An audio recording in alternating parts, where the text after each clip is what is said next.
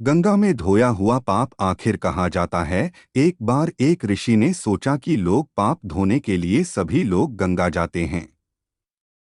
ऐसे में सारे पार गंगा में ही समा जाते हैं। इस तरह तो गंगा भी पापी हो जाएगी। उस ऋषि ने यह जानने के बादलों ने कहा, मैं कैसे पापी हुआ। मैं तो सभी पाप को वापस पानी बना देता हूँ और धरती पर गिरा देता हूँ। इससे ही अन्न उपजता है। इसे ही मानव खाता है। उस अन्न में जो अन्न जिस मानसिक स्थिति से उगाया जाता है और जिस वृत्ति से प्राप्त किया जाता है और जिस मानसिक अवस्था में खाया जाता है, उसी के आधार पर मानव की मानसिकता बनती है। ये आखिर पाप जाता कहाँ है। तपस्या की। तपस्या करने के फलस्वरूप देवगण प्रकट हुए।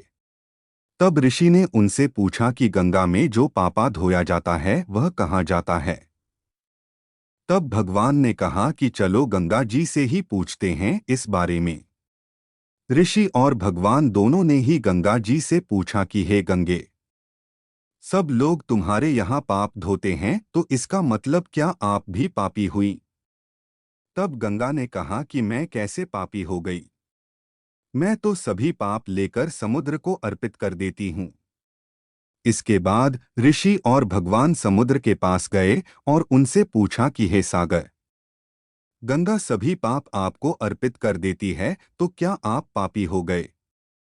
तब समुद्र ने कहा कि वो कैसे पापी हुआ। वो सभी पाप को भाप बनाकर बादल बना देता है। अब ऋषि और भगवान दोनों ही बादल के पास गए।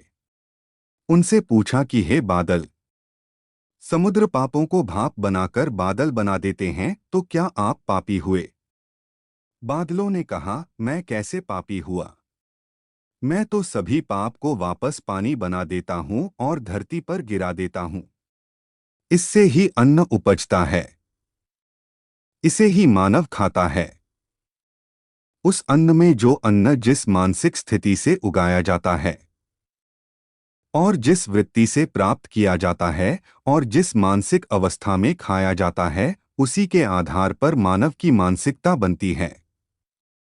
यही कारण है कि कहा जाता है कि जैसा खाए अन्न वैसा बनता मन। जिस वृत्ति से अन्न प्राप्त किया जाता है और जिस मानसिक अवस्था में खाया जाता है, वैसा ही विचार मानव का बन जाता है।